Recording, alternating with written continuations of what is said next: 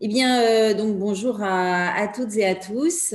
Donc, je suis, pour ceux que je ne connais pas, je suis Agnès Poquet et je co-préside avec Marie qui est quelque part sur l'écran. Voilà, on a le plaisir de co-animer ce groupe RH des alumni de Sciences Po, en plus de nos activités professionnelles de DRH. Voilà. Nous sommes heureux donc de vous accueillir si nombreux ce matin pour cette conférence et nous sommes également ravis d'accueillir Patrick Légeron, donc Patrick, voilà, que vous avez repéré.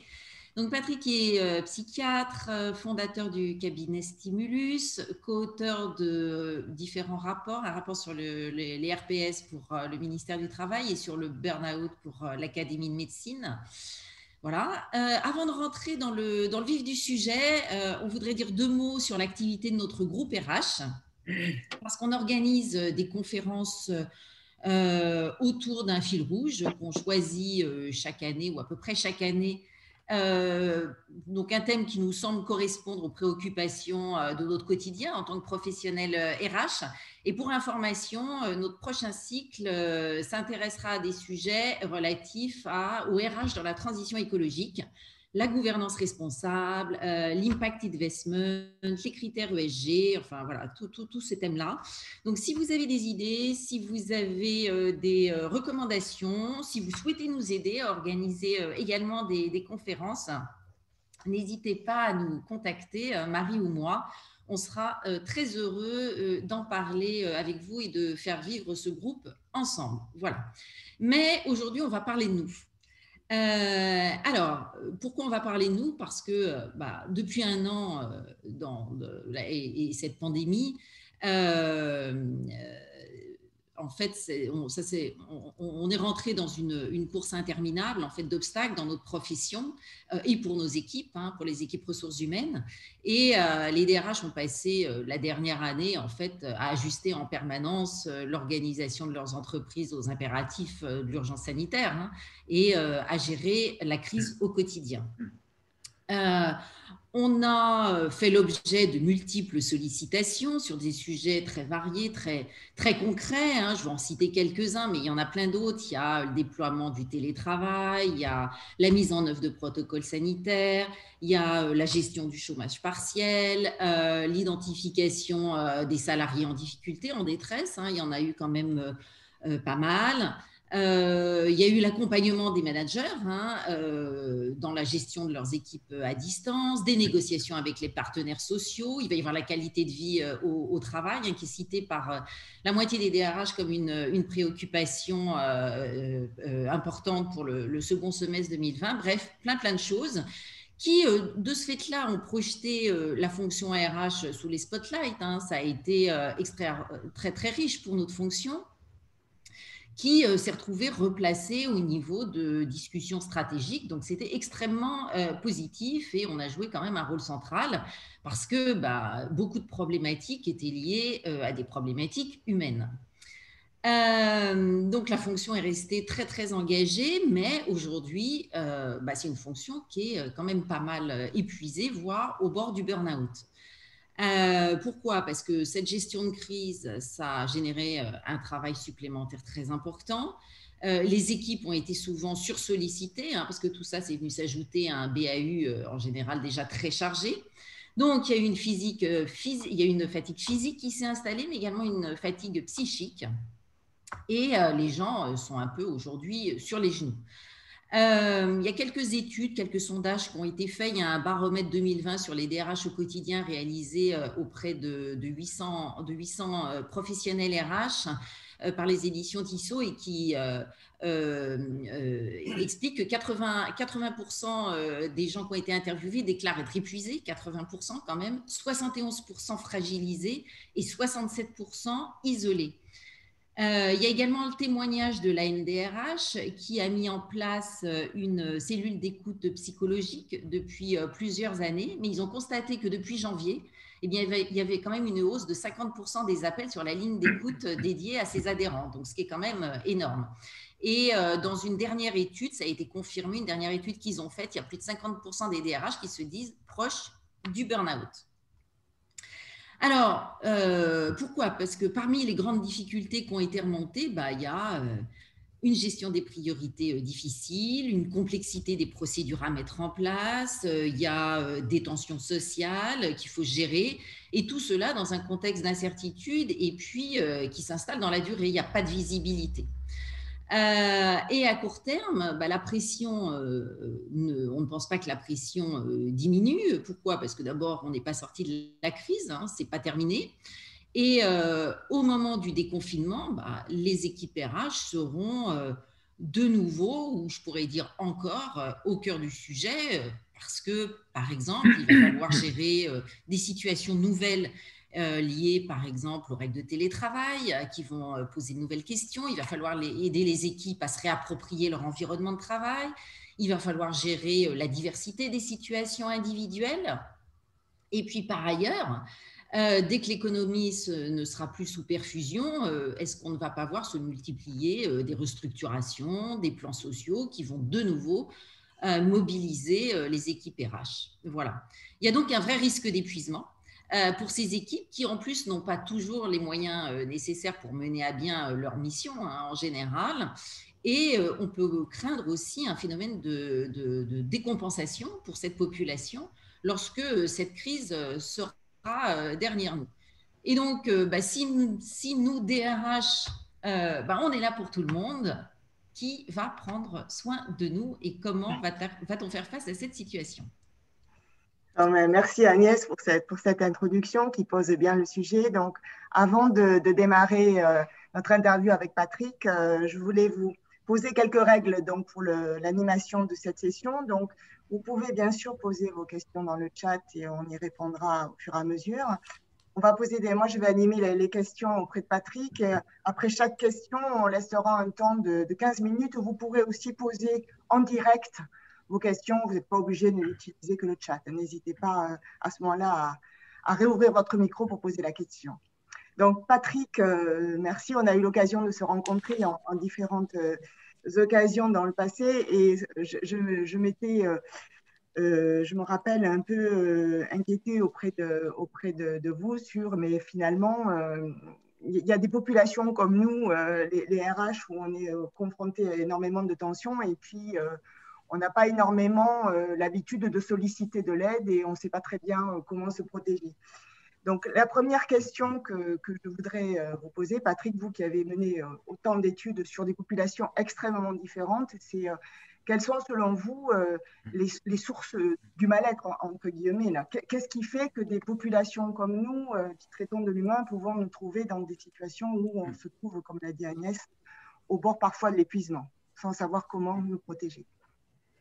Merci Marie, merci Agnès de m'avoir sollicité pour cette visioconférence et puis merci à tous ces responsables RH qui sont parmi nous. Évidemment, la situation, vous l'avez très bien souligné en introduction, est très particulière pour cette fonction RH.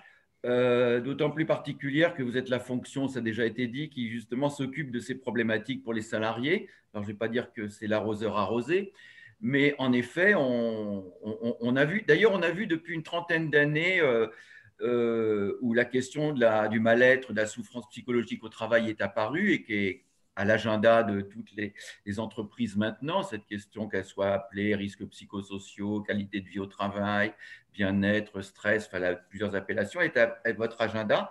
Et vous avez souligné que dans les sondages pour le deuxième semestre, ça sera encore à l'agenda. Eh bien, on a vu que cette question, pendant longtemps, touchait essentiellement les catégories socio-professionnelles d'employés, de salariés, que progressivement, depuis 10 ans maintenant, l'encadrement est quasiment autant touché. Les dernières études montrent que ce n'est plus, j'allais dire, une souffrance uniquement des exécutants, mais aussi des responsables. Et on a vu évidemment que ça touche de plus en plus de monde et de certaines fonctions. Aujourd'hui, petit contexte général sur ces problématiques de souffrance au travail, de mal-être psychologique au travail, d'épuisement. On s'aperçoit quand même que, j'allais dire, tout le monde est un peu touché, mais avec quelques disparités. D'abord, les femmes beaucoup plus que les hommes. Ça, c'est quand même un critère important. Les secteurs tertiaires beaucoup plus que les secteurs industriels. Les secteurs des banques, des assurances, des services à la personne, plus que les secteurs industriels. Et puis, certaines fonctions la vôtre, plus que d'autres. Et ça, c'est noté déjà depuis pas mal de temps. Et par exemple, là encore, un contexte général, on considère qu'il y a, j'y reviendrai un peu plus tard, qu'il y a environ 20-25% de salariés qu'on appelle en hyperstress, c'est-à-dire à des niveaux beaucoup trop élevés.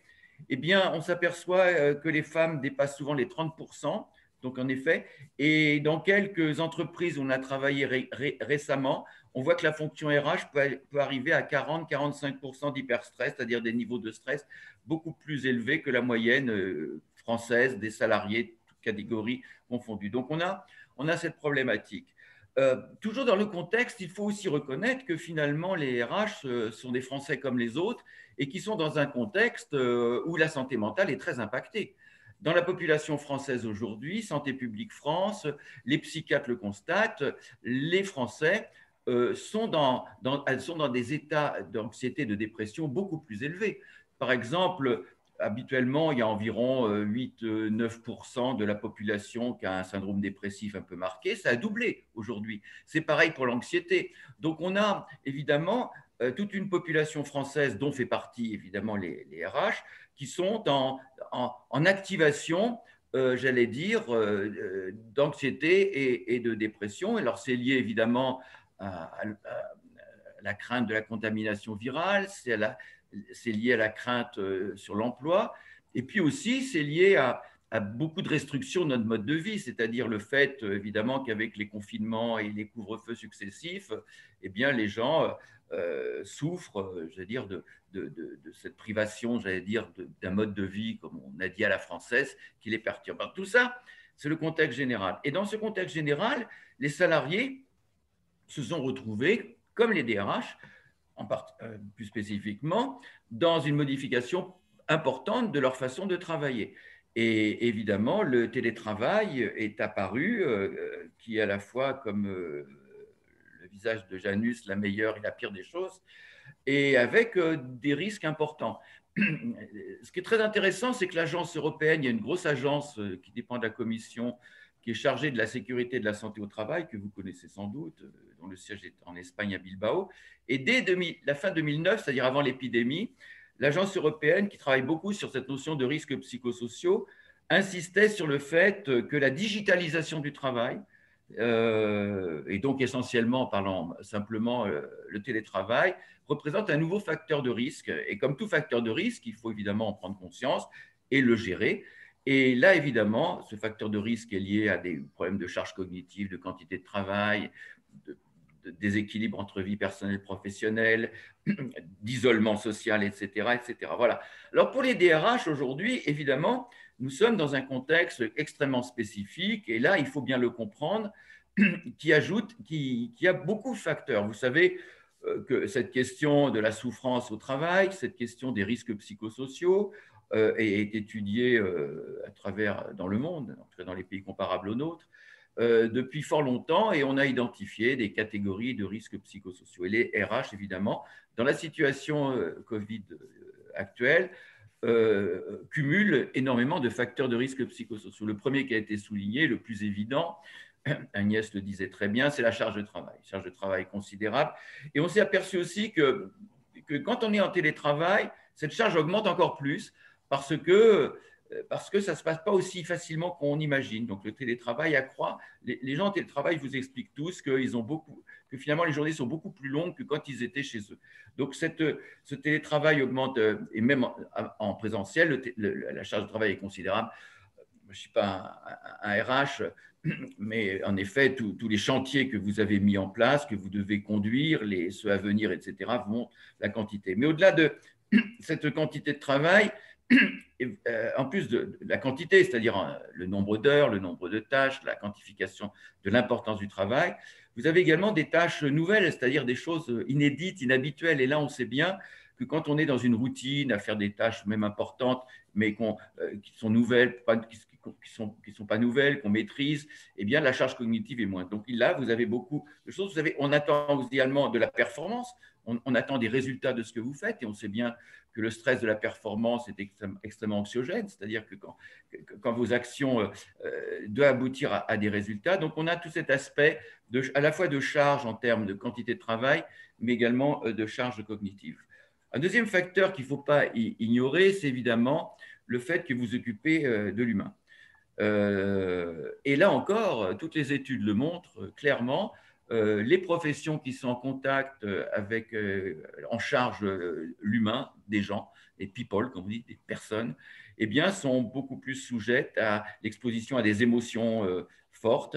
On appelle ça, dans notre terminologie, des risques psychosociaux, les exigences émotionnelles. Et évidemment, ces populations ont toujours été identifiées depuis qu'on étudie le burn-out. Ça fait maintenant une trentaine d'années que le burn-out est étudié, même plus scientifiquement.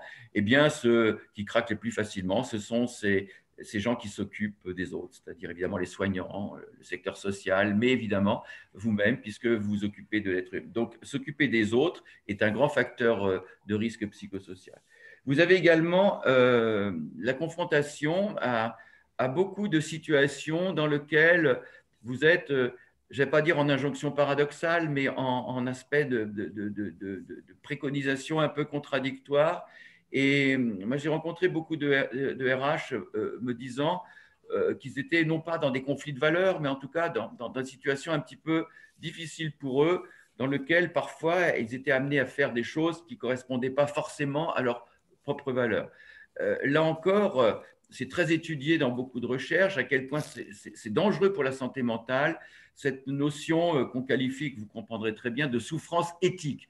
Cette souffrance éthique, se rencontre lorsque finalement ce que vous devez faire ne correspond pas complètement à votre façon de voir les choses au niveau humain. C'est très étudié chez les médecins, les professionnels de soins, où par exemple, des fois, on leur demande, parce qu'ils ont une charge de travail considérable, de ne pas passer trop de temps avec une vieille dame qui va mal, puisqu'il y a plein de choses à faire. Et donc, elles sont en souffrance éthique, parce qu'elles savent que un travail de qualité pour elles aurait été, cette infirmière, de rester un peu avec cette personne âgée, mais que finalement, la pression de tout ce qui reste à faire l'a obligée à agir un peu contre ses propres valeurs. Et cette souffrance éthique touche beaucoup les professionnels en contact avec le soi. Et puis évidemment, vous avez à gérer pas simplement des individus, mais des relations entre les individus. Et c'est vrai que dans toute situation de crise, les tensions sociales augmentent, les conflits, les violences, les difficultés. Et donc, la complexité aujourd'hui au sein des entreprises, et nous le percevons bien au sein de Stimulus quand on travaille dans les entreprises, les relations humaines sont des fois un petit peu moins apaisées, et les conflits sociaux, les relations un peu dégradées entre les individus sont là. Donc, on a un petit peu un contexte. Peut-être que vous qui êtes sur le terrain, lorsqu'on échangera tout à l'heure, me donnerez d'autres types de situations, mais on voit l'accumulation de beaucoup de facteurs de risque psychosociaux. Il faut quand même souligner que quand on étudie le risque que tout ça représente pour la santé, cette exposition à de nombreux facteurs de risque psychosociaux, et comme vous le savez, l'addition de ces facteurs n'est pas qu'une simple somme. Il y a des aspects synergiques, 1 plus 1 plus 1, ça fait plus que 3. Il y a un aspect extrêmement important, mais il faut souligner que le risque survient lorsque tous ces facteurs ne sont pas accompagnés de certain nombre de facteurs de protection. Il faut reconnaître que votre profession, et ça a été souligné un petit peu, j'aimerais approfondir ce qu'a dit Agnès tout à l'heure, vous avez quand même deux choses qui vous protègent un petit peu. Il faut faire attention à ça. D'abord, le sens.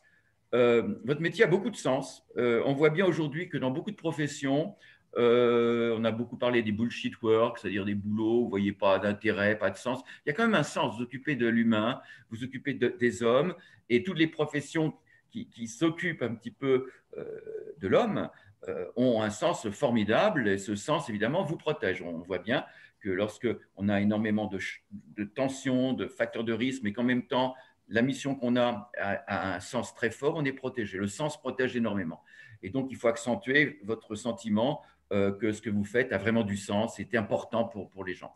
Et puis, le deuxième facteur aussi, et ça a été dit, c'est que vous avez une forme de reconnaissance que moi, j'entendais beaucoup ne pas avoir les DRH. ils m'expliquaient que leurs fonctions étaient souvent, non pas dénigrées, mais en tout cas pas considérées comme avec grande valeur. Aujourd'hui, vous êtes sur le devant de la scène, ça a été dit, et donc on a besoin de vous. L'entreprise maintenant reconnaît, et même des fois de façon un peu trop massive, puisque vous portez des fois la responsabilité pratiquement de tout, reconnaît l'importance de votre fonction. Et quand on a cette forme, c'est une forme de reconnaissance majeure. Et comme vous le savez, dans beaucoup d'études sur la problématique du stress au travail, quand on se défonce, on fait beaucoup d'efforts et qu'on a l'impression qu'en retour, on n'a pas de reconnaissance, et je ne parle pas uniquement de la reconnaissance financière, mais il y a de la reconnaissance sociale, la reconnaissance du groupe, eh bien, on souffre beaucoup plus. Donc, vous avez ces deux facteurs, mais ces deux facteurs, sans doute, ne sont pas suffisants pour contrebalancer ces facteurs de protection pour contrebalancer les facteurs de risque. Alors, moi, ce que j'aimerais un petit peu, c'est vous expliquer un petit peu ce qui se passe lorsqu'un individu, lorsque vous, RH, êtes confronté à cet environnement. Eh bien, vous êtes confronté à un phénomène que tout le monde connaît, qu'il faut rappeler, qui est le phénomène de stress. Et ce phénomène de stress est j'allais dire, naturel. C'est tout à fait logique et normal que lorsque un individu se retrouve dans une situation avec autant de contraintes, de pression, d'exigences qui pèsent sur lui pour faire face à une situation, le stress apparaît. C'est même la définition du stress, c'est la réaction qui s'opère lorsqu'on est face à une contrainte, à une pression, etc. Et cette réaction de stress, elle est naturelle, elle est utile. Ça, c'est le stress banal qui mobilise. Et c'est le stress qui, en général, vous le ressentez, certains appellent ça le bon stress, mais bon, je n'irai pas le qualifier jusque-là, mais c'est le stress dans lequel, au niveau de la perception, vous avez le sentiment que la charge est considérable, qu'il y a énormément de choses, c'est ça que votre esprit évalue, mais qu'en même temps, il perçoit qu'il a toutes les capacités, les ressources, la possibilité d'y faire face. C'est presque une forme de challenge, et on a tous connu. C'est un stress qui est bien étudié, c'est le stress ponctuel, c'est le stress qui, biologiquement, parce qu'il y a beaucoup d'études scientifiques sur le stress qui correspond à la production d'adrénaline, c'est un stress qui est très lié à la situation ponctuelle, c'est un stress qui progressivement récupère bien, c'est-à-dire lorsque vous faites une pause, peut-être même simplement la pause de la nuit ou la pause du week-end ou la pause de 2-3 jours, ne pose pas de problème. Ce stress, il est normal, et j'y reviens, il est naturel, il est même souhaitable. On sait bien que dans une situation à contrainte, si on n'a pas de stress, on ne va pas être bon. Donc, après tout, c'est normal que vous ayez cette situation. Mais, je pense qu'aujourd'hui, on a dépassé cette première étape. Parce que l'histoire naturelle du stress, c'est qu'après cette réaction de stress normale, utile, innée, nécessaire, eh bien, on entre dans une deuxième étape qu'on appelle l'hyperstress. Alors, l'hyperstress, c'est quoi? Ça se caractérise d'abord par une intensité plus grande, et on voit bien que le psychisme est mis à plus forte contrainte. C'est quelque chose qui perdure. Et d'ailleurs, au niveau des recherches scientifiques, ce n'est plus tellement l'hormone d'adrénaline qui fonctionne, c'est une autre hormone qui est le cortisol. Et au niveau de toute la recherche scientifique, je ne vais pas rentrer là-dedans, on voit que s'active dans le cerveau. L'imagerie cérébrale nous a apporté beaucoup de connaissances scientifiques sur le stress. Ce sont des zones particulières du cerveau émotionnel qui s'activent de plus en plus. Et donc, on a une approche, j'allais dire, très science dure de ce phénomène. Et cet hyperstress, évidemment, se manifeste par beaucoup de manifestations. J'insiste bien parce que j'y reviendrai dans la deuxième partie. Ces manifestations, il faut en tenir compte. C'est des manifestations de toute la mise en tension de l'organisme. Le stress met en tension globale l'organisme. Dans l'introduction, a été signalé que l'épuisement pouvait être aussi bien physique que psychologique, car c'est tout l'organisme. Et ces signes de l'hyperstress, ce sont des signes dans lesquels, évidemment, vous avez des signes physiques marqués, c'est-à-dire que aussi bien des signes digestifs, des signes de palpitations, des signes de tension musculaire, énormément de signes de sommeil perturbé, du fonctionnement sexuel, beaucoup de pannes sexuelles. Sexologues expliquent que quasiment la moitié des perturbations du fonctionnement sexuel sont liées au stress. Et vous avez ces signes très physiques, mais vous avez beaucoup de signes émotionnels. Des signes émotionnels qui sont des signes d'activation, puisque je dis le cerveau limbique dans l'imagerie cérébrale est très activé. Le stress déclenche, comme chez l'animal, chez l'homme, exacerbation des émotions de stress qui sont beaucoup la peur, mais aussi la colère, le découragement, beaucoup d'émotions qui arrivent. Et vous avez aussi des signes cognitifs, c'est-à-dire le sentiment, à la différence du stress simple, si j'ose dire, dans lequel notre cerveau, encore le sentiment qu'il est face à un challenge, mais qu'il a les ressources pour le faire. Là, vous avez le sentiment que vous n'y arrivez plus, le sentiment d'être dépassé, du fait des erreurs de concentration, donc les aspects cognitifs et puis les aspects comportementaux, c'est-à-dire les aspects de comportement, j'allais dire un petit peu pas de protecteurs, mais de réducteurs de vos tensions, qui sont les comportements de boulimie, d'alcool, de tabac, de substances psychotropes. Et là encore, les études sur la population française en général montrent une importante consommation des troubles addictifs au travail, par exemple.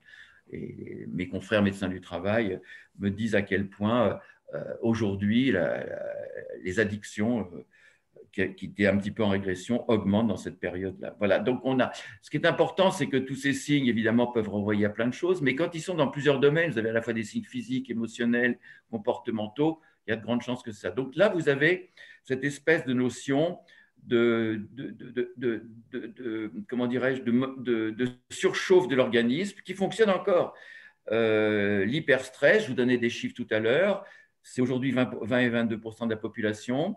Les femmes plus que 30%, et dans les quelques études que nous, à Stimulus, on a faites en fonction des fonctions, vous avez souvent dans beaucoup d'entreprises 40, alors les chiffres varient suivant comment on regarde, c'est un peu le sondage que vous donnez, Tissot aussi, c'est-à-dire cette chose. Et puis évidemment, l'hyperstress, c'est un état dans lequel on peut fonctionner pendant longtemps. C'est un peu comme un moteur de voiture qui tourne vite, vous savez, l'aiguille du cadran est dans le rouge, ça peut fonctionner longtemps, mais l'usure peut être là, et évidemment, le risque de l'hyperstress, ça va être évidemment le fait que ça va craquer et que, évidemment, vous allez rentrer dans cette partie qu'on appelle le burn-out. Donc, vous voyez, il y a une histoire naturelle du stress. Depuis le stress, réaction normale, et c'est vrai que quand on est charrette, quand on a une pression, quand on a un truc comme ça, chacun connaît le stress, c'est un stress qui mobilise. Attention lorsqu'il passe ensuite en hyperstress et en burn-out. Et j'insiste là parce que tout à l'heure, quand on va réaborder un petit peu comment gérer tout ça, eh bien, on va s'apercevoir que cette progression, elle est visible. Chacun de nous peut la constater et qu'à tous ces stades, il va falloir agir. Et tout à l'heure, je vous donnerai quelques pistes pour agir en sachant que ce n'est pas du jour au lendemain, qu'on s'effondre. Autant on peut être en bonne santé, parfaite, et un quart d'heure après faire un infarctus du myocarde en étant très bien, même en ayant vu son cardiologue qui vous a dit tout va bien. Voilà, on peut être très bien. En général, c'est pas en général, c'est jamais on s'effondre en burn-out comme ça, alors que la veille, on était en pleine santé. On a quand même une progressivité, et c'est un peu, je ne vais pas dire c'est rassurant, mais c'est quand même intéressant de savoir que l'on a cette mise en place très progressive qui nous permettent d'agir, et ce sera, si vous voulez bien, la deuxième partie de mon intervention. Voilà un petit peu comment je voyais à la fois le contexte, les facteurs auxquels vous êtes exposés, qui sont évidemment d'une puissance rarement atteinte pour la fonction RH, qui déjà préalablement a été concernée par ces problématiques, et comment, face à cet environnement de travail, vous, l'individu, enfin, au niveau humain, à l'intérieur de vous-même, avec des mécanismes d'adaptation de stress qui progressivement passent d'un stress normal à un hyperstress jusqu'à l'effondrement, ça se passe. Voilà. Donc, si vous voulez bien, moi, je vais laisser la parole, parce que regardez, je suis à peu près dans mes temps. Je vais vous laisser un petit peu qu'on dialogue entre nous sur cette première partie. Ne me posez pas trop de questions sur les réponses, puisqu'on verra ça tout à l'heure, mais sur un petit peu le phénomène et peut-être des témoignages, parce que je n'ai sans doute pas couvert l'ensemble de la problématique que connaissent les RH aujourd'hui. Et je pense que chacun de vous peut alimenter de manière extrêmement concrète cet état des lieux, puisque si vous voulez, la première partie, c'était l'état des lieux. Et la deuxième partie, ça sera la solution. Donc, merci Patrick. Donc là, maintenant, c'est effectivement ce la parole est à vous. Donc, soit vous voulez ajouter un complément, faire un témoignage, soit poser des questions sur ce qui vous préoccupe dans ce que vous voyez, surtout ce que vous vivez vous, hein, parce que la conférence c'est bien centré sur nous, partant du constat que souvent on passe notre temps à s'occuper des autres, mais on ne s'occupe pas beaucoup de nous. Donc, voilà, la parole est ouverte. Donc, qui veut se lancer donc, vous pouvez le faire à travers, en ouvrant vos micros, bien sûr.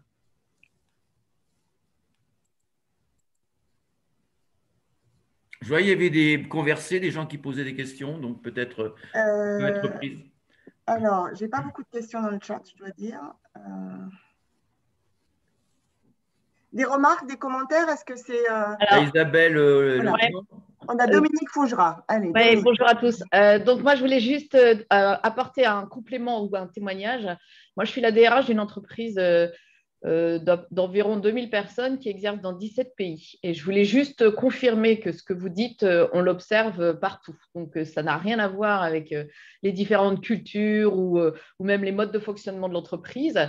On est vraiment sur la personne. Donc pour avoir géré tout ça depuis un an avec mon équipe, je peux juste confirmer que des États-Unis à la Roumanie, en passant par la Bulgarie, l'Allemagne, l'Angleterre ou la France, c'est exactement la même chose.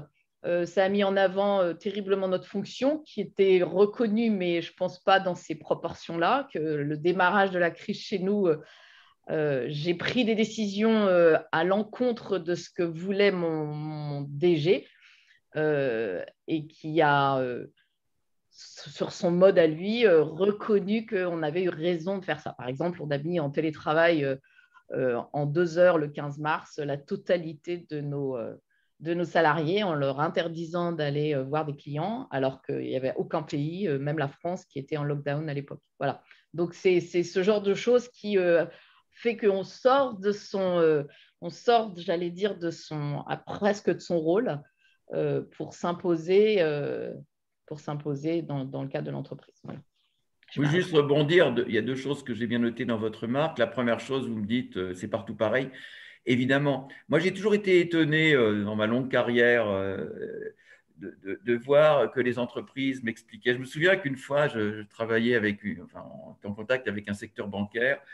Et puis, on m'a demandé un peu ce que je faisais. Puis, comme on travaillait beaucoup chez Michelin, j'expliquais beaucoup comment on travaille sur ces problèmes chez Michelin. Et le DRH de ce groupe bancaire m'avait dit, est-ce que vous avez compris qu'on ne fabrique pas des pneumatiques mais je lui ai dit, mais vous savez, l'être humain, le cerveau, le système limbique, l'adrénaline, le cortisol, le fonctionnement cognitif, vous savez que vous êtes dans le pneumatique ou la banque, que vous êtes un DRH ou que vous soyez un directeur financier, je veux dire, on a les mêmes mécanismes. Donc, moi, je voyais plus des similitudes de l'humain que des grandes disparités. Vous avez raison. Et alors, les différences culturelles existent parce que plus au niveau socio-culturel. Oui. C'est au niveau socio-culturel. On sait bien, par exemple, parce que tout à l'heure, je disais que j'étais en conférence l'autre jour avec Hong Kong et que les populations asiatiques ont une façon de gérer leurs émotions, comme la colère, différente de la nôtre, mais ils ont les mêmes émotions, même s'ils ne les expriment pas de la même façon. Enfin, un Asiatique ressent de la colère autant qu'un Napolitain. Mais c'est vrai qu'un Asiatique, quand il est en colère, il ne le fait pas de la même façon qu'un Sicilien ou un Napolitain, mais il a les mêmes émotions. Merci. Une autre question? Marie, bonjour, Dominique Laurent, Schneider. Je voulais juste faire une remarque pour un peu recontextualiser le thème de la journée, parce que je pense qu'il y a eu quand même 2 facteurs sur lesquels on n'a peut-être pas assez insisté dans l'intro, qui ont été des facteurs quand même forts d'exposition de la fonction RH au stress. Et il y en a eu plus que 2, mais il y en a 2 sur lesquels je voudrais insister. Le premier, c'est que la fonction RH a été confrontée à la gestion de la problématique de la santé des collaborateurs. Et c'est la première fois, alors on a toujours une obligation, comme vous le savez, de sécurité, qui maintenant n'est pas seulement une obligation de moyens, mais aussi une obligation de résultat. Mais je dirais que c'est plus, on travaille quand même sur une obligation de moyens en général. Là, on a été confronté pour la première fois de façon massive, à travers toutes les organisations dont nous avons la responsabilité, sur des problématiques de santé, point numéro 1, et en plus des problématiques de santé, point numéro 2, qu'on connaissait mal et que le corps médical connaissait mal aussi. C'est-à-dire que quand même, une des grandes particularités de la Covid, c'est d'être quelque chose de nouveau et tout le monde avançait dans l'inconnu. Et nous, on avait effectivement, au contact des organisations, au contact des ressources humaines de l'entreprise, à devoir gérer cette situation. Donc ça, je pense que ça a été un facteur de stress extrêmement fort. Et je pense que si on fait une session sur stress et fonction RH, ça, je pense qu'il faut le souligner.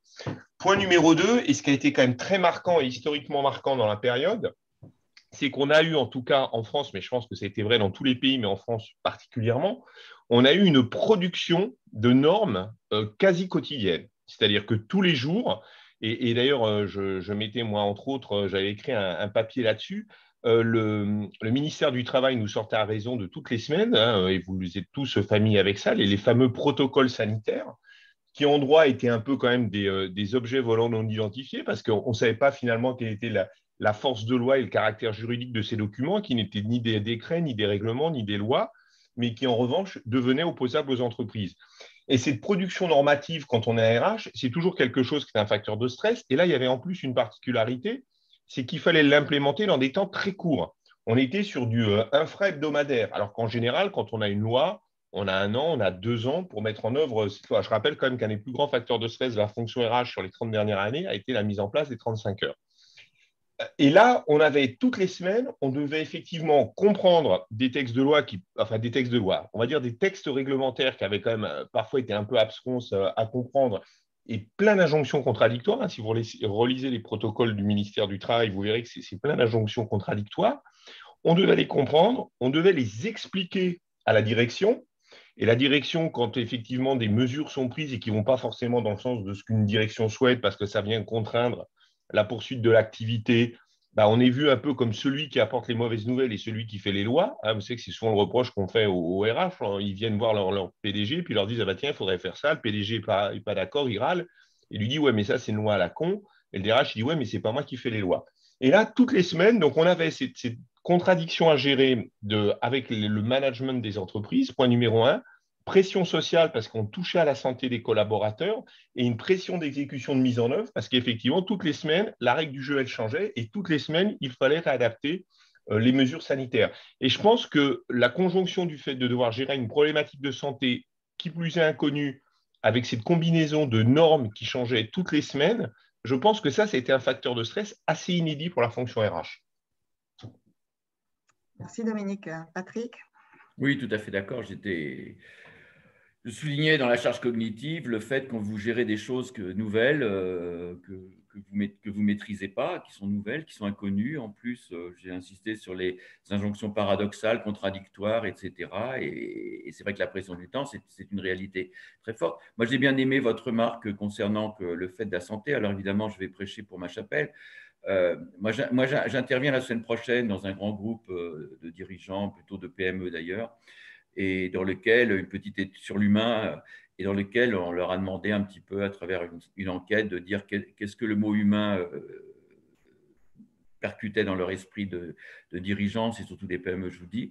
Et moi, j'étais étonné que dans ce nuage de mots, il y avait de tout, motivation, machin, bidule, comme ça, performance.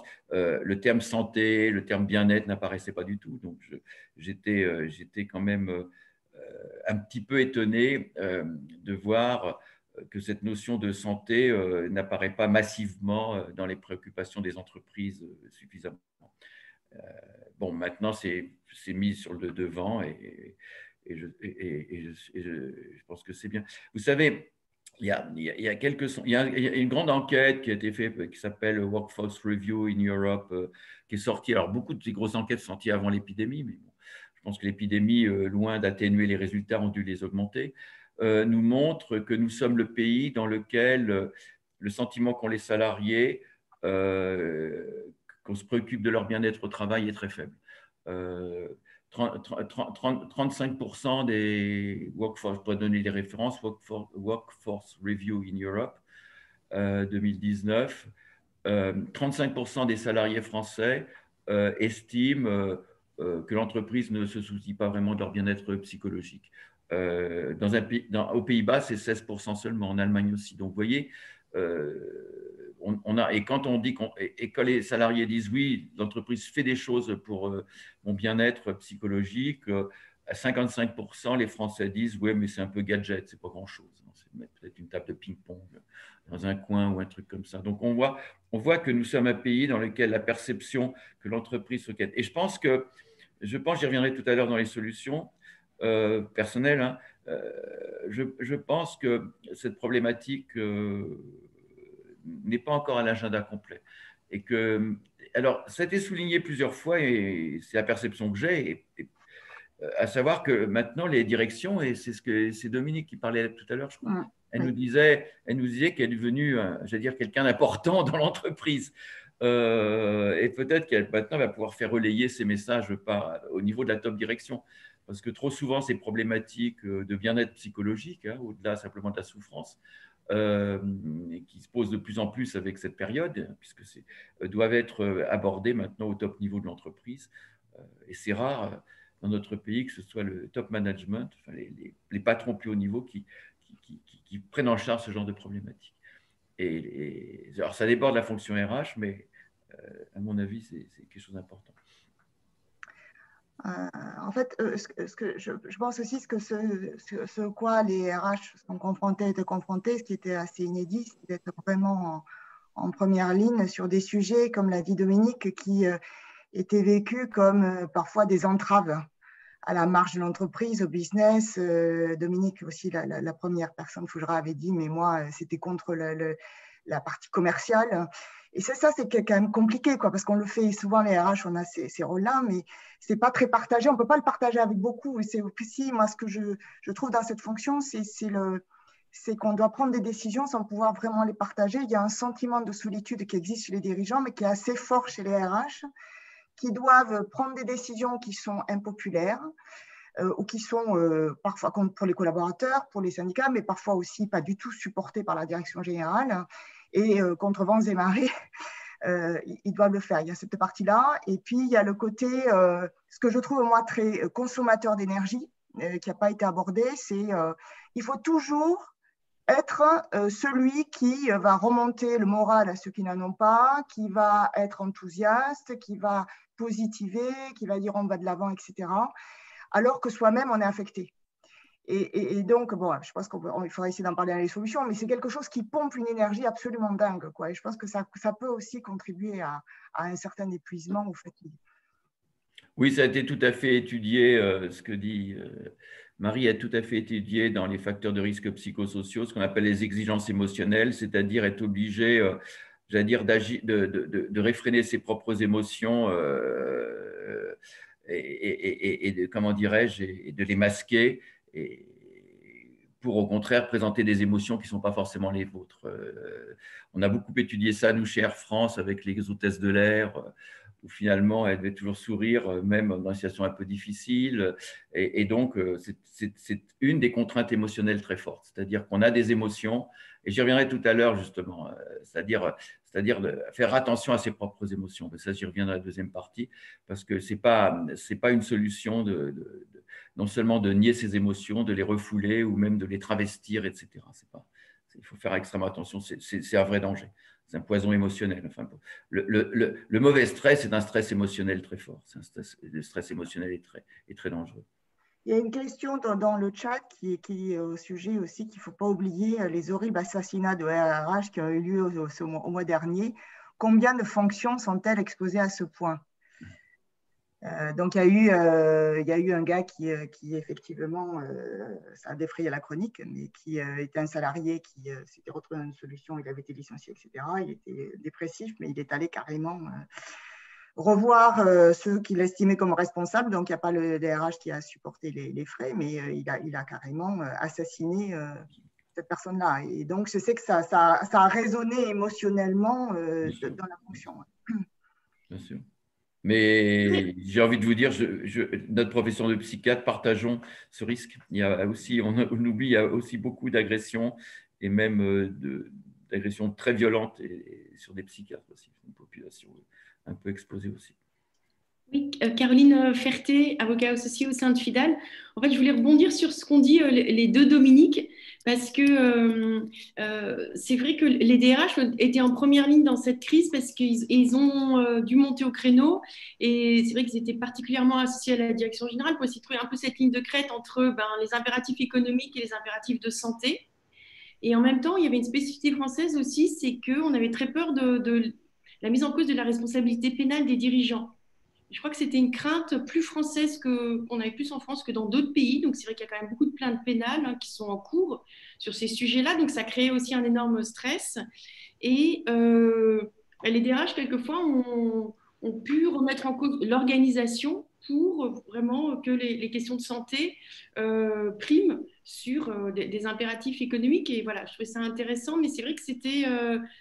mais en même temps, ça a mis en valeur le rôle des DRH et la fonction qui a apporté vraiment sa contribution dans la gestion de cette crise. Tout à fait. C'est un des facteurs aussi, vous avez raison de le souligner, lorsqu'on a le sentiment que ce qu'on fait peut avoir des conséquences graves, en particulier pénales, mais c'était le fait que mon action puisse avoir des conséquences graves est un grand facteur de stress. C'est pour ça, par exemple, les aiguilleurs du ciel sont régulièrement cités comme des professions à risque au niveau du stress, parce qu'évidemment, toutes les décisions qu'ils prennent peuvent avoir des conséquences dramatiques. Alors qu'il y a des professions pour lesquelles il y a des situations dans lesquelles, si on prend une décision et qu'on fait une erreur, les conséquences ne sont pas forcément gravissimes, il n'y a pas mort d'homme, comme on dit. Donc là, évidemment, c'était une notion qui est bien étudiée sur la gravité des conséquences que peut avoir notre activité. Un chirurgien réanimateur, c'est la même chose, c'est un facteur de stress. C'est-à-dire, si je me gourre, ça peut être grave. Alors, ça peut être grave au niveau des conséquences sur les personnes, des conséquences juridiques, etc. La gravité des erreurs. La gravité. Ouais, et d'ailleurs, c'est là où je pense que ce sujet-là, je suis tout à fait d'accord avec ce qui vient d'être dit, connaît un nouveau rebondissement avec la mobilisation des services de santé sur la vaccination, ouais. Qui est un sujet très sioux, beaucoup plus subtil que d'ailleurs que les médias l'ont, et que même la ministre le présente.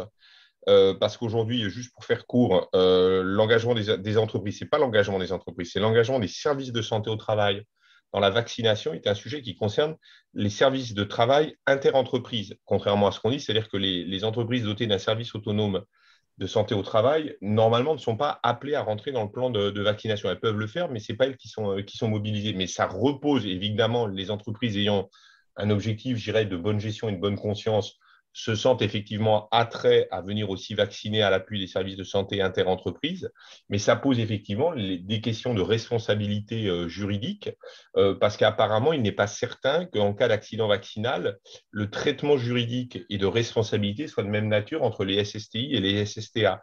Donc voilà, on a tout, oui, et c'est là, je reviens sur ce que je disais tout à l'heure, cette production systématique, quasi hebdomadaire, de nouvelles normes, de nouvelles règles. Je pense que ça fait quand même une spécificité très particulière de la fonction RH au regard de cette crise-là. Et la vaccination en est le nouvel avatar, parce que les entreprises sont en train de se démener aujourd'hui pour pouvoir administrer quand même, je le dis pour ceux qui ne le savent pas, c'est 10 doses de vaccination par semaine par médecin. Donc autant vous dire qu'on est en train de continuer d'essayer de bouillir l'océan avec un thermoplongeur. On va s'engager là-dedans, mais c'est quand même une belle aventure à nouveau. Oui, bien sûr. Non, bien sûr, je suis d'accord que toutes ces contraintes qu'on ne maîtrise pas, qu'il faut adapter, contradictoires, le fait que vous engagez dans des situations dans lesquelles il peut y avoir des risques, etc., c'est un grand facteur de stress. C'est évident. C'est l'opportunité de passer à la deuxième partie maintenant. Une fois qu'on a posé le sujet, on comprend à peu près les causes, on sait ce que l'on subit. Et on comprend le mécanisme qui peut conduire jusqu'à l'épuisement au burn-out. Est-ce qu'il y a concrètement, enfin oui, j'en suis sûre, il y a sûrement des façons de se protéger, des solutions qu'on peut trouver, qu'elles soient individuelles ou collectives. Donc, est-ce que Patrick, vous pouvez nous éclairer là-dessus? Oui, évidemment, c'est une des choses qu'on répète sans cesse, nous, médecins, psychiatres, intervenants dans les entreprises, c'est que la réalité d'un environnement est une chose, mais que la manière dont on fait face à cet environnement est extrêmement important et joue un rôle, sinon majeur, en tout cas un rôle d'une importance suffisante pour en tenir compte et agir. il y a beaucoup de choses que je voudrais résumer parce que ça pourrait être développé en des heures et des heures. La première chose qui fait un lien avec ce que je disais précédemment, c'est de ne pas être dans le déni, c'est-à-dire de prendre vraiment conscience du processus. C'est-à-dire que lorsqu'on a ces premiers signes d'alerte, tous ces signes que j'ai déjà indiqués, des signes physiques, des signes émotionnels, il faut, le fonctionnement par déni est beaucoup trop répandu. Moi, puisque j'ai encore une activité dans un service de psychiatrie à Sainte-Anne à Paris, où évidemment je suis spécialisé dans les gens qui vont mal, qui ont craqué en vrai burn-out, parce que le mot burn-out, comme vous savez, est un peu dévoyé. Des fois, il suffit d'être fatigué, épuisé pour appeler burn-out, mais pour un psychiatre, le burn-out, c'est un état vraiment grave. Eh bien, tous ces gens-là reconnaissent qu'il y a eu des signes annonciateurs. Donc, ces signes annonciateurs, il faut les regarder, il faut en prendre compte, et voilà. Et le déni fonctionne beaucoup trop. Les gens ne font pas attention à ça. Moi, je suis toujours étonné de voir que si, par exemple, vous saignez du nez tous les matins ou si vous uriniez du sang dans vos urines, je pense que pendant des semaines et des semaines, vous, quand même, vous en inquiéteriez, vous irez voir un médecin. Mais là, ces trucs psychologiques, etc., les gens ne font pas. Il y a une certaine forme de déni. Il y a aussi, ce qui est assez français par rapport à d'autres cultures, c'est que la faiblesse est un signe qui n'est pas très accepté, c'est-à-dire le fait, beaucoup de responsables, et pas seulement dans les RH, vous expliquent que finalement reconnaître pour eux-mêmes déjà, qui sont dans une phase qui commence à être un peu l'hyperstress, l'épuisement, la moindre efficacité, remet en cause leur légitimité. Je ne suis pas à ma place, donc ils sont un peu dans le déni, dans le refus, dans le mythe de Superman, dans la non-acceptation. Et c'est vrai que par rapport à d'autres pays d'Europe du Nord, par exemple, où cette notion qu'on peut avoir des passages où on est moins en forme, etc., est moins acceptée en France. En plus, dans les mécanismes de burn-out, on a bien mis en place, on a bien vu au-delà, évidemment, de cette notion d'hyperstress, c'est que les gens entrent dans un système un peu pervers, en tout cas destructeur pour eux. C'est-à-dire que quand ils commencent à sentir qu'ils ne vont pas bien et qu'ils commencent à voir que, par exemple, ils n'y arrivent plus trop à faire face, qui est quand même un signe important du fait que la machine est un peu en surchauffe, eh bien, au lieu de prendre en compte tout ça, ils en rajoutent une couche, c'est-à-dire qu'ils s'impliquent encore plus, ils font encore plus, etc. Et donc, c'est un peu comme un moteur en surchauffe dans lequel vous metteriez un coup d'accélérateur. Donc là, c'est un fonctionnement assez classique et évidemment, c'est quelque chose de néfaste. Alors, comment faut-il faire? Vous savez, moi, je pense qu'il faut, je prononcer un mot un peu, pas fort, mais un peu compréhensible, qui est le mot d'empathie.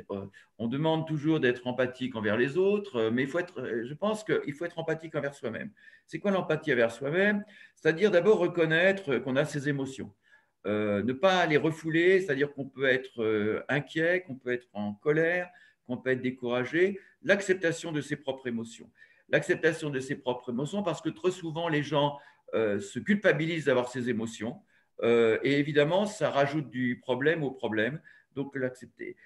Il faut être capable, ce n'est pas toujours très facile, il faut être capable de les exprimer, de les verbaliser. Je pense que votre solitude est un point important et c'est vrai qu'à travers les numéros verts, mais même entre vous, même comme ça, je pense qu'il faut être capable, toutes les psychothérapies, toutes les psys le savent bien, qu'il faut être capable de verbaliser, c'est-à-dire exprimer, alors peut-être des fois auprès de ses proches, de ses amis, etc. Mais le pire, c'est de garder tous ces aspects émotionnels et donc il faut être capable d'exprimer les émotions, de tout le travail qu'on fait en empathie. Et ça demande une attitude mentale qui est qualifiée souvent d'intelligence émotionnelle, c'est-à-dire être à l'aise avec ses émotions et même ses émotions les plus négatives. Ça, c'est une première chose. La deuxième chose, c'est cette notion que j'appellerais d'investissement au travail. La France, je parle en général pour l'instant, la France a un nombre peut-être un peu plus important de burn-out ou en tout cas de syndrome d'épuisement que d'autres pays. Et je pense qu'une des raisons, l'une des raisons, au-delà un petit peu de la mentalité française, comme vous le savez, qui est beaucoup plus pessimiste, beaucoup plus négative que d'autres populations, c'est que nous connaissons ce qu'on appelle un surinvestissement au travail. Et dans les études européennes, moi, je me nourris beaucoup d'études comparatives. Là, c'est l'étude faite à travers l'agence européenne qui étudie toujours un petit peu, et aussi l'International Social Survey. Il y a beaucoup d'études qui montrent un petit peu les relations qu'ont les salariés et les Français avec le travail. Eh bien, nous sommes le pays dans lequel le travail est vécu comme la chose la plus importante. À la question « Quelle place accordez-vous au travail dans votre vie ?», les Français est le seul peuple qui va répondre extrêmement important, de manière non négligeable. Les Allemands, les Hollandais, l'Europe du Nord, bien sûr, répondent beaucoup plus facilement et est important. Mais la réponse est extrêmement importante. C'est-à-dire, et ça a été extrêmement étudié, nous surinvestissons le travail. Et ce surinvestissement au travail n'est à la fois ni une bonne chose pour la santé. Vous savez, quand on a étudié les suicides au travail, ça a beaucoup été étudié, pas suffisamment à mon avis par rapport à la gravité du phénomène, et les burn-out, on s'aperçoit que ces gens-là, ce n'est pas des glandeurs. Les gens qui craquent, ce sont des gens qui étaient complètement impliqués. Alors, je ne dis pas qu'il faut se désimpliquer, mais il faut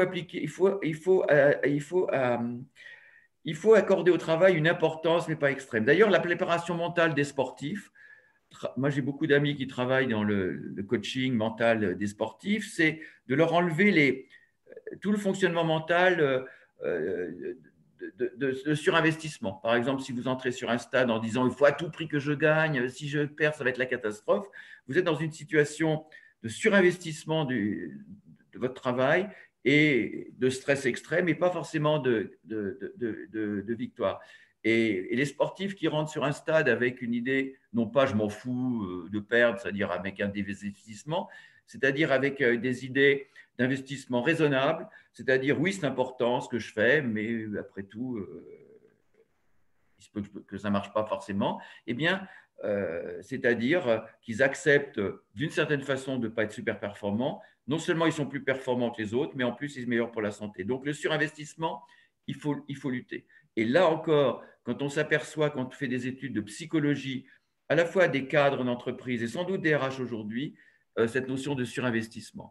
Là, ça place aussi, ça veut dire aussi qu'il faut impérativement, c'est une notion importante, c'est qu'il faut que chacun de vous ayez un autre investissement dans la vie.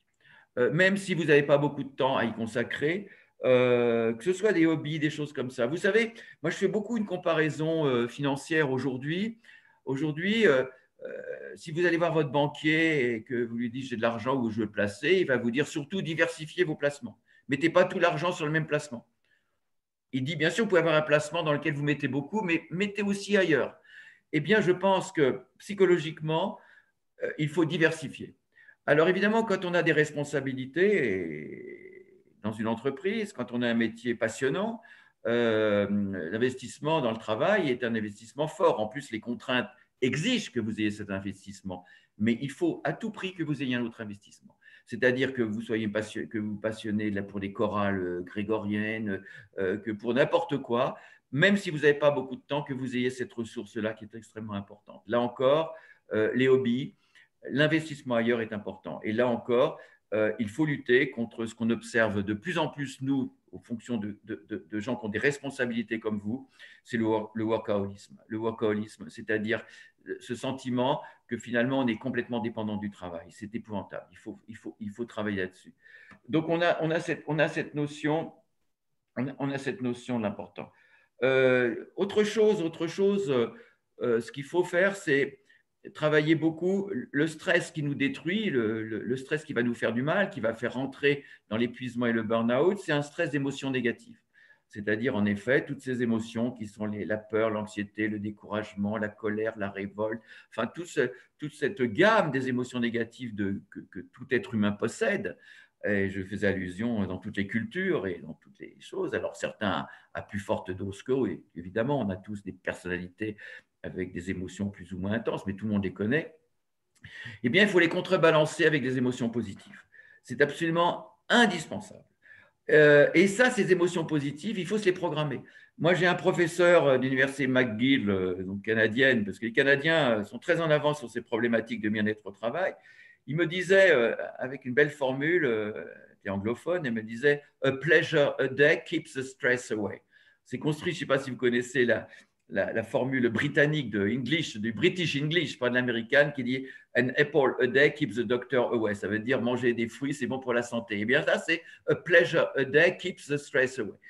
Et elle me disait, quand elle prenait en charge des gens en stress, elle regardait, elle faisait ouvrir l'Outlook, l'agenda, et elle me disait, mais où est l'activité plaisante programmée? Il faut se programmer une activité plaisante.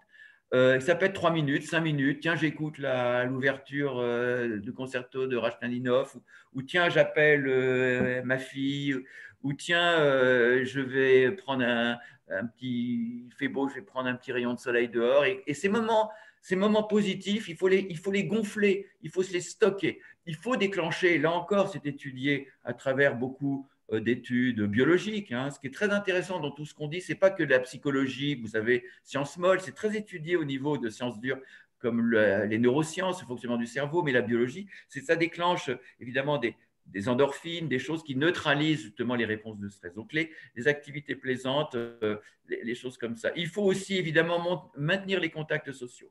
C'est important. Les contacts sociaux, ce n'est pas simplement des contacts professionnels, c'est simplement nous sommes des animaux sociaux. Et vous savez, les recherches en psychologie positive, qui est une discipline extrêmement intéressante et nouvelle, qui fait un petit peu sourire parce que ça fait un peu la pensée positive, mais la psychologie positive, ce n'est pas la pensée positive, ce n'est pas la méthode Coué. La psychologie positive et toutes les recherches très sérieuses nous essayent de nous faire comprendre, mais pourquoi les gens sont bien, alors que très trop souvent, la psychiatrie a essayé de comprendre pourquoi les gens allaient mal. Là, c'est pourquoi les gens vont bien. Pourquoi il y a des gens qui vont bien? Eh bien, parmi tous les critères, d'abord, il y a les gens qui fonctionnent de manière positive, ça c'est sûr. C'est Voltaire qui disait « Je suis heureux car c'est bon pour la santé ». Et quand vous regardez les centenaires, quand elles sont interviewées, bien sûr, elles ne fumaient pas 3 paquets de cigarettes par jour, elles ne buvaient pas 3 litres de vin, mais toutes sans exception disaient « J'ai pris la vie du bon côté ». C'est-à-dire, je prends la vie du bon côté. Donc là aussi, comme Voltaire, on peut décider, je décide ça. Bon, c'est un petit peu plus compliqué à mettre en place, mais ces aspects un petit peu. Et justement, dans les études, par exemple, du bonheur, du bien-être des nations, on s'aperçoit que la France est mal placée, que des pays comme le Danemark sont très bien placés. Et pourquoi les Danois sont plus heureux, souffrent moins de stress? Ce n'est pas le soleil, même si le soleil a une influence sur la dépression. Vous savez qu'on traite des fois les dépressions par exposition à la lumière. Mais c'est simplement parce que les rapports humains sont de très grande qualité. Les gens parlent, et vous savez, la socialisation, c'est-à-dire simplement parler à quelqu'un dans la rue, parler avec des gestes de gratitude, tenir une porte. C'est tout bête, mais on s'est aperçu que le bien-être, la bienveillance, la gratitude, donc la programmation d'activités comme ça, positives envers les autres, est extrêmement constructive du bien-être et antidote du stress. Donc, vous voyez, toutes ces émotions positives. Et puis, évidemment, j'ai envie de dire qu'il faut préserver, évidemment, à travers les hobbies, sa vie personnelle, essayer de la préserver autant que possible. Et puis, je terminerai, évidemment, par des choses qui sont bien validées. D'abord, toutes les techniques, j'allais dire, de mise au repos du corps et de l'esprit. Le stress habituel nous fait réagir, ce qui est normal, le corps se tend, les émotions arrivent, l'hyperstress nous maintient dans cet état en permanence, et on sait bien que c'est ça qui, à la fin, use l'organisme en tension permanente, aussi bien physique que psychologique. Et donc, il faut apprendre, ce n'est pas naturel dans notre fonctionnement, il faut apprendre à mettre soi-même le corps et l'esprit. Et aujourd'hui, on sait bien, à travers beaucoup de données scientifiques solides, que des méthodes de relaxation, des méthodes de déconnexion mentale, des méthodes de méditation, de pleine conscience, que vous connaissez sans doute parce qu'on en parle beaucoup, mais doivent être pratiquées. Moi, vous savez, j'anime beaucoup de cercles de responsables, de dirigeants, de choses comme ça, et quand je commence à leur demander quels sont ceux d'entre vous qui pratiquaient ces méthodes un petit peu au quotidien, eh bien, c'est très peu. C'est très peu. Je regardais les sondages qui étaient publiés dans des revues américaines, qui sont pas des. Je pense à Wall Street Journal, qui n'est pas une revue de psychologie ni de santé. Eh bien, on s'aperçoit que 70% des responsables nord-américains connaissent les techniques qu'ils appliquent quotidiennement. Et donc, savoir faire des pauses, de contrôle respiratoire, de déconnexion, de méditation. Alors, il ne s'agit pas de devenir, même si certains peuvent le faire, des Mathieu Ricard ou les Dalai Lama qui savent pendant 20 minutes mettre l'esprit au repos. Mais il s'agit de posséder cette technique. Et tout à l'heure, j'y faisais allusion en disant que nous sommes dans de l'hygiène mentale. Aujourd'hui, nous nous brossons les dents, nous nous lavons les mains, même de plus en plus avec le virus. Nous savons qu'il faut prendre soin de notre corps. L'hygiène corporelle a été une grande conquête de l'humanité. Enfin, je ne vais pas revenir à ce qui était au 17e, 18e, même 19e, l'hygiène corporelle.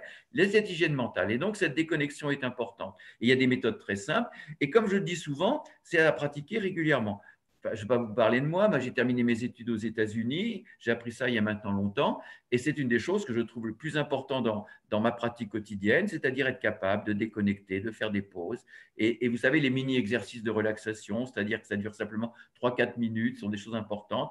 Et là encore, c'est prouvé scientifiquement. Donc ça, c'est important. Il faut que vous ayez cette pratique. D'ailleurs, les entreprises, souvent, à travers les programmes de prévention des risques psychosociaux, de formation des salariés à la gestion du stress, insistent là-dedans.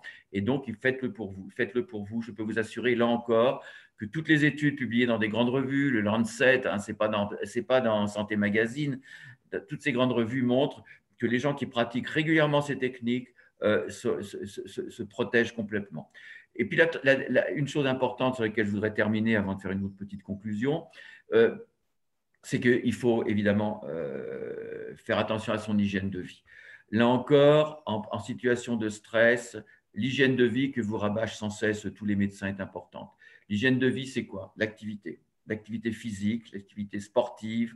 Alors évidemment, on n'a pas le temps peut-être de faire sa partie de tennis ou de faire sa séance de footing tous les matins, mais l'activité physique, c'est simplement de descendre à une station de métro avant, c'est de monter les escaliers à pied. Enfin, vous savez aujourd'hui, le stress qui existe depuis l'aube de l'humanité, puisque ça paraît que les mammifères et l'homme des cavernes avaient du stress, mais l'homme des cavernes avait une grande différence par rapport à nous. D'abord, ce n'était pas le même genre de stress, évidemment, mais c'est que le stress le faisait bouger. Stressé, l'homme des cavernes, il courait, il se battait, il remuait. Nous avons les deux S, stress et sédentarité, qui sont le cocktail majeur. L'activité physique, dans toutes les études sur le stress, est importante. Donc, l'activité physique dans l'hygiène de vie. Deuxièmement, évidemment, l'alimentation.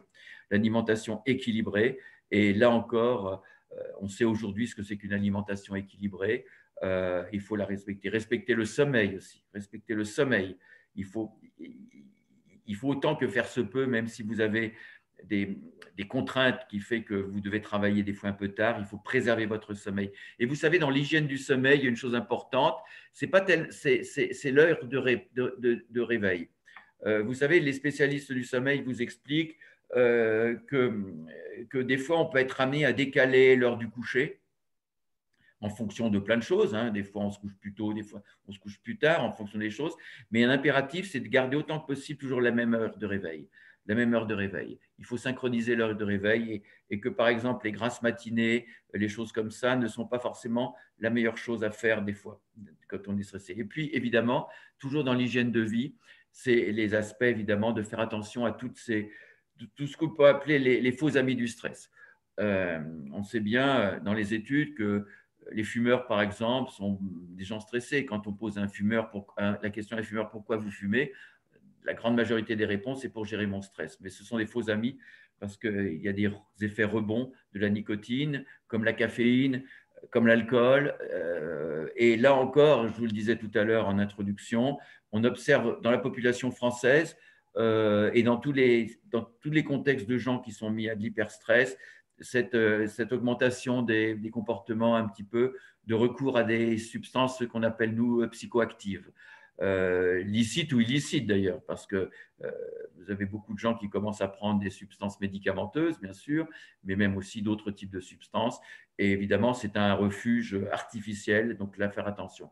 Voilà un petit peu tous ces conseils. J'en ai sans doute oublié quelques-uns, mais l'idée qui est basée, par exemple, sur les études, c'était cité que j'ai collaboré au rapport de l'Académie de médecine sur le burn-out, et c'est très intéressant quand on étudie le burn-out. On s'aperçoit, c'est évidemment des raccourcis, mais qui posent bien le problème, on s'aperçoit que les burn-out surviennent avec comme cause dans 2 tiers le poids, j'allais dire, de l'environnement professionnel compte pour 2 tiers.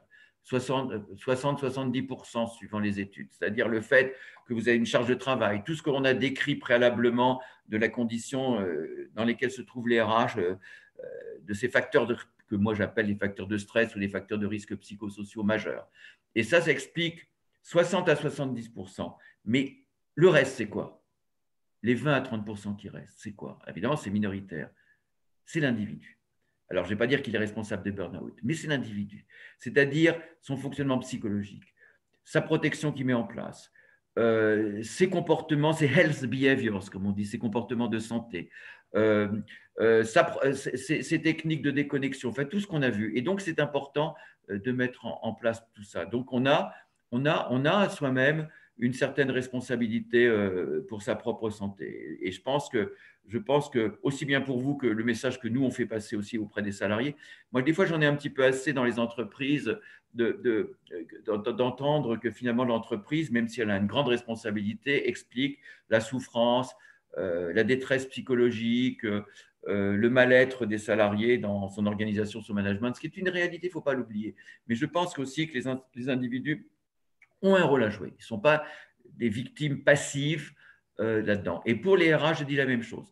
Je dis, c'est très compliqué, fonctionnez mentalement de manière adaptée, ne surinvestissez pas, c'est un message évidemment complètement politiquement incorrect, ne surinvestissent pas. D'ailleurs, ce qui est très intéressant, on voit beaucoup de gens qui ont très bien réussi, qui vous disent oui, le travail est important, mais il n'y a pas que ça. Et ils réussissent, hein. Il n'y a pas un lien. Ne surinvestissez pas, ne désinvestissez pas.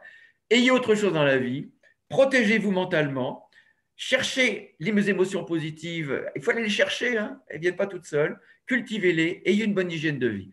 Et puis, évidemment, l'objectif de cette rencontre était très clair et je vais le rappeler, c'est que, comme on dit, charité bien ordonnée commence par soi-même.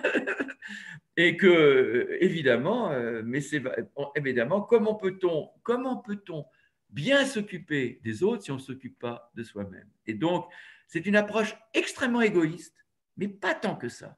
C'est-à-dire des RH qui seront en meilleur état psychologique, c'est bon pour vous.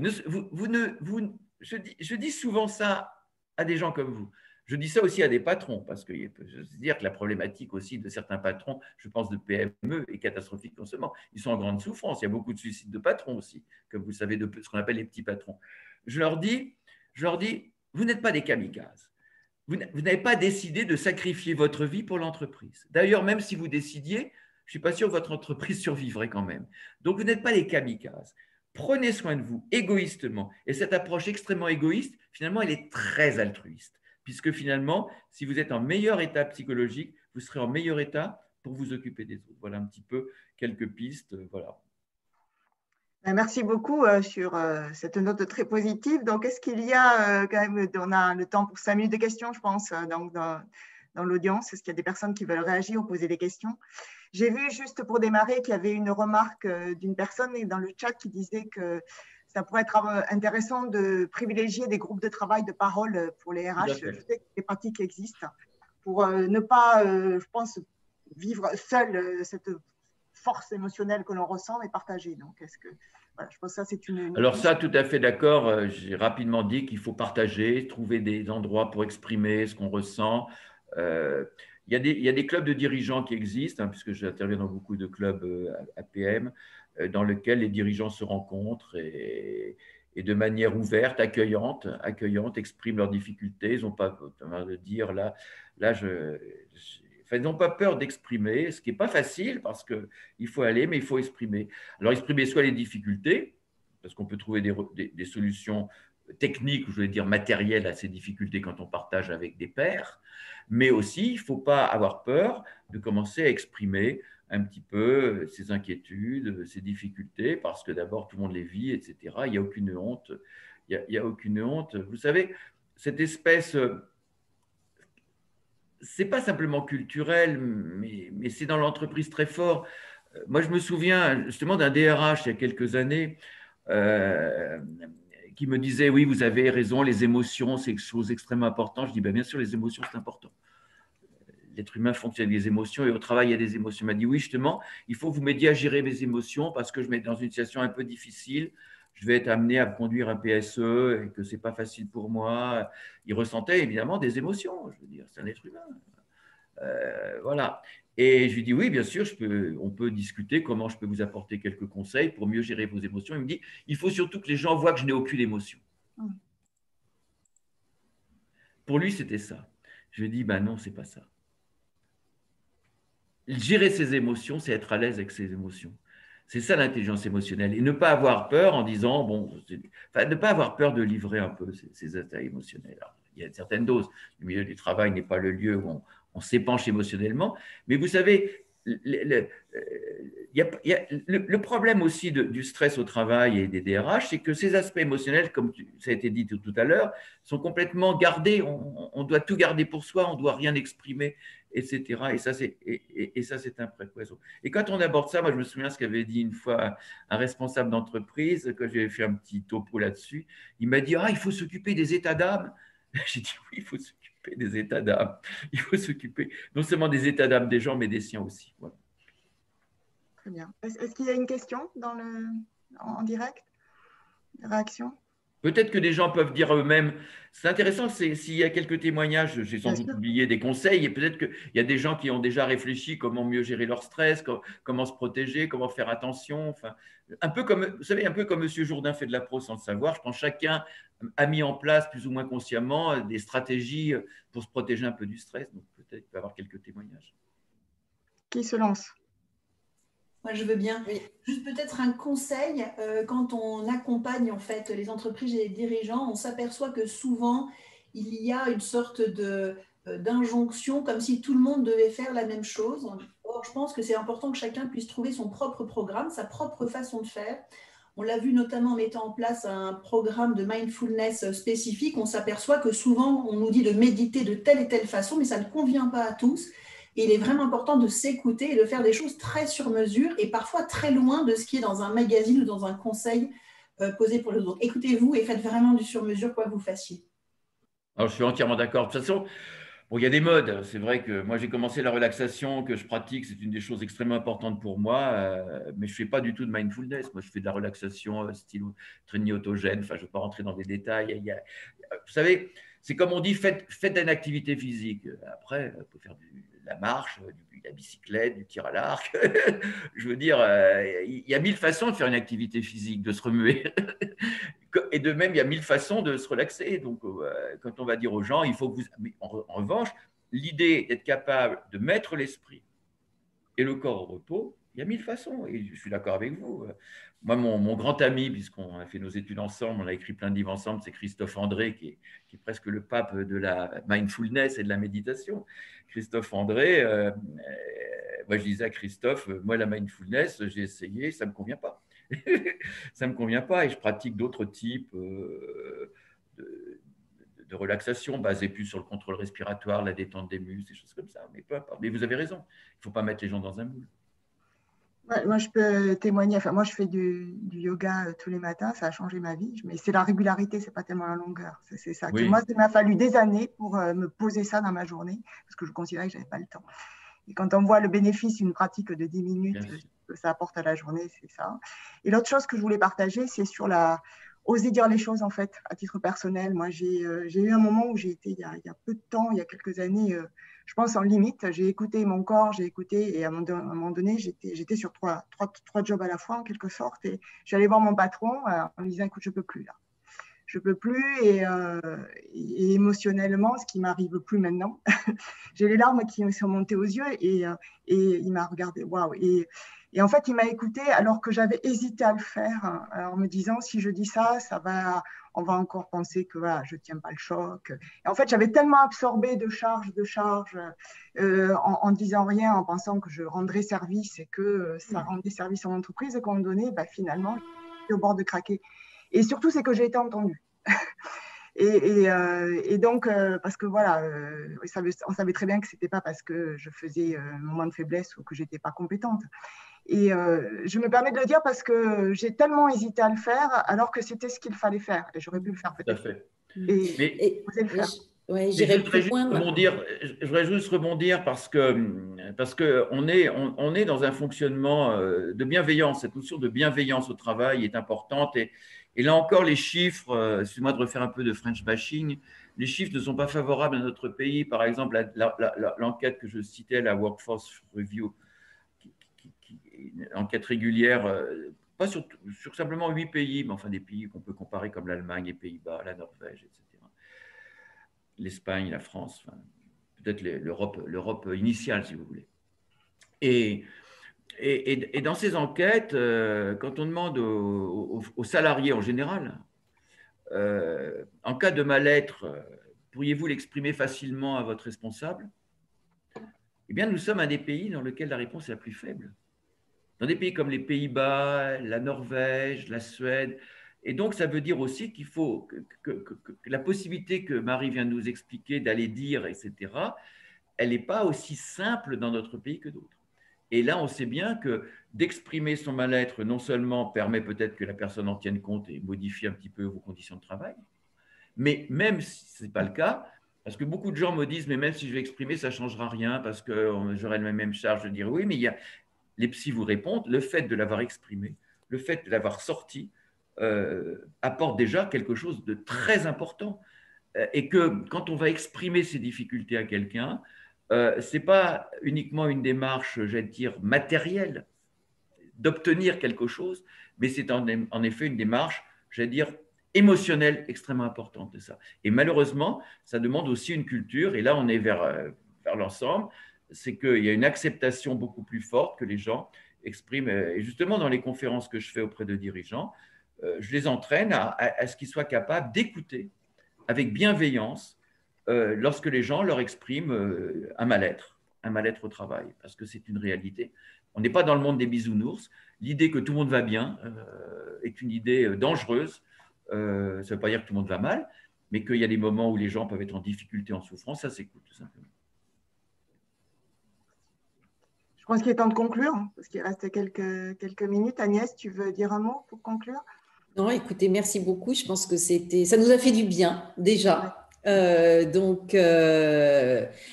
c'est ce qu'expriment les témoignages dans le chat. On repart avec des choses très concrètes. La prise de conscience, c'est important. Donc voilà, merci pour ces échanges. Je ne sais pas si tu veux. Non, voilà. Donc merci Patrick aussi. Hein, je crois que ça fait du bien à tout le monde effectivement. Et même si nous, en écoutant, je me disais moi, c'est ce que je répète en permanence à tous les collaborateurs qui viennent me voir.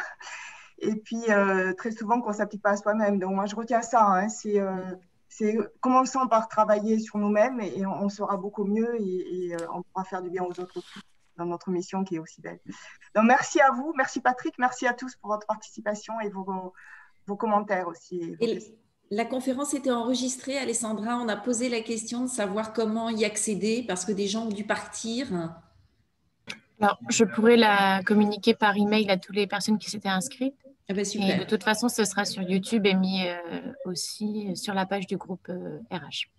Formidable. Merci beaucoup. Merci à Alumni Sciences Po d'avoir organisé ça. Je commence à connaître un peu Sciences Po. Et alors que je dis souvent, j'ai été formé de l'autre côté de la rue des Saint-Père dans la faculté de médecine. Ça me fait tout drôle de traverser la rue. Voilà. Donc, merci à votre binôme sympathique que je commence à connaître. Et en tout cas, l'idée qui a été relevée de continuer à échanger entre vous pour partager me semble important. Parce que cet isolement de la fonction RH est réel. Il est très fort. Il était très fort avant la pandémie et je pense que s'il y a une idée à retenir concrètement, c'est bien d'organiser comme ça un petit échange régulier dans lequel on peut non seulement trouver des solutions à ces difficultés, mais aussi on peut partager. C'est moi, je fais le psy, hein, on peut partager ses émotions et un lieu où on a une écoute bienveillante, où on peut vraiment se faire plaisir et puis changer des recettes, des concrets, voilà comment on peut faire. Absolument. D'ailleurs, je lance l'idée, hein, si certaines personnes qui ont participé à cette conférence veulent qu'on poursuive lors une autre matinée, informellement, pour démarrer la journée entre nous, échanger nos pratiques et se faire du bien entre nous, ben, voilà, n'hésitez pas à nous contacter, Marie ou moi-même. Je pense qu'on aura le plaisir à le faire. Voilà, et c'est l'objectif de ce groupe en plus. Donc, voilà. Merci à vous tous et surtout une très bonne journée à tout le monde. On est reparti à bloc. Et n'oubliez pas de vous programmer une chose plaisante aujourd'hui. Oui, mais ça fait partie aujourd'hui, la conférence. Voilà.